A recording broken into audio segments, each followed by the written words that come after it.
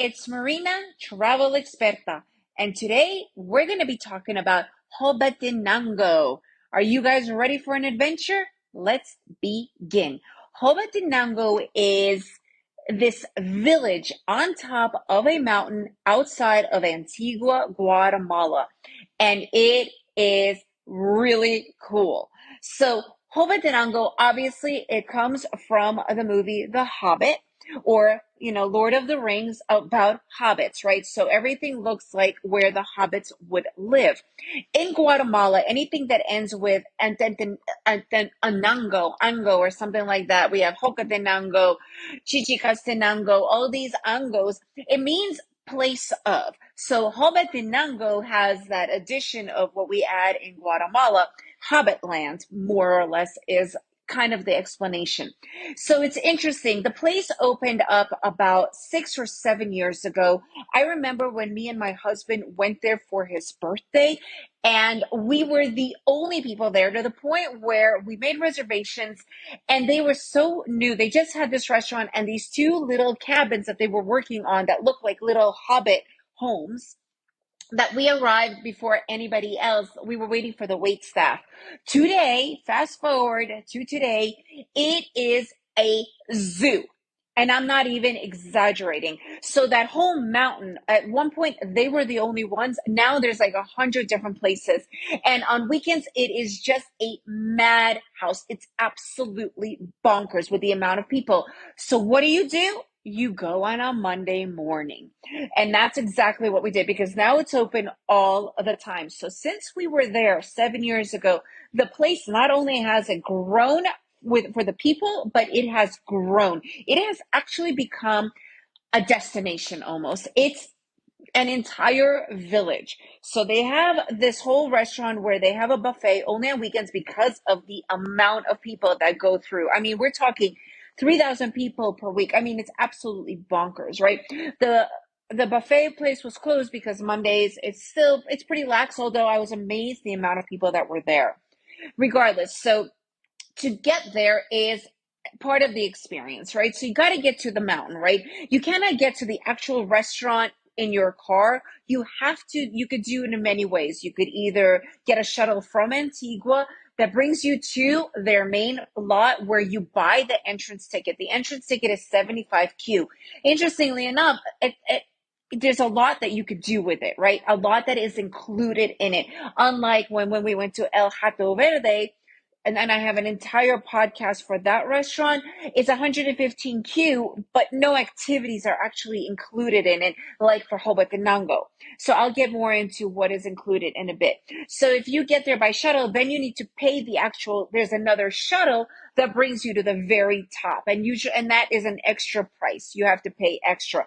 Then you could come in your car again to the same parking lot where you'll buy your entrance bracelet. Park your car there. You have to pay for the parking. Then you still have to pay for the shuttle to take you to the top. And once you're at the top, you want to go down, you just let them know. And it comes pretty frequently to take you back down. So once you arrive, you enter Hobbitenango, right? So you have restaurants. You have this really cool bar. I mean, like, it looks like a bar out of Hobbitenango. The doors, it's really well done. Then you have like the actual you could stay there actually overnight. And they have these cabins that look like little hobbit homes. And then you can continue, and they have these little hobbit areas that look like hobbit homes, but they're open, where you could eat, you could get your food and eat. You could probably even bring your own food and just eat and have like a mini picnic there. But I recommend eating their food. It's actually quite tasty. And they have alcohol, they have coffee, they have juices, they have breakfast, lunch, and they close for sunset. So at lunch and dinner is pretty much the same type of food. And so you could walk around there. Now, there's been this whole new area that's open, and it's literally like this little village where they sell all these different things. They have artisan coffees and chocolates and candies and local candies. And that's where you could also go and do their activities. They have this whole area where it is axe throwing, machete throwing, or archery. And you could do it as many times as you want, just as long as there's not that many people, because you do have to give other people a chance to go and do it. So that is all included in the entrance fee. You can walk around. They have little hiking trails. And then another cool thing that they do have is this swing. It's like this a bungee swing. It's absolutely crazy. I personally did not go on it because that's not my thing, but a lot of people did it and it was really fun. And that's also included in your entrance fee.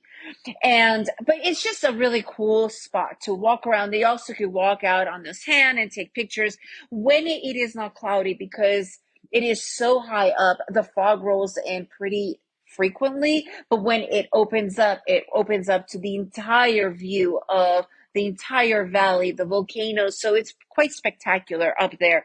So you have to just expect it could be. I personally love the fog, for the fog to roll in. It really gives it that mystical feeling. So you could spend a good 3 to 4 hours there, maybe even more if you want.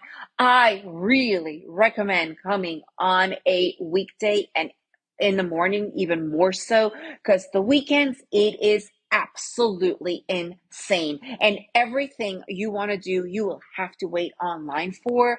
And I am just not into that at all. We went on a Monday morning and it was perfect. We had a chance to do everything we wanted. We had coffee. My son had breakfast. We checked out every little area, hung out at the bar. I mean, it was really special. Anyways, they did a really great job. So I really recommend you guys checking it out. Give yourself, again, if you have a weekday that you could do it versus a weekend, please choose that. That is my number one recommendation for you guys. All right. If you want any more ideas for really cool places to visit, experiences, go check out my website, travelexperta.com, travel expert with an A.com. And if you enjoyed this podcast, please leave me a review and make sure to share it with your friends. And remember to make every day an adventure.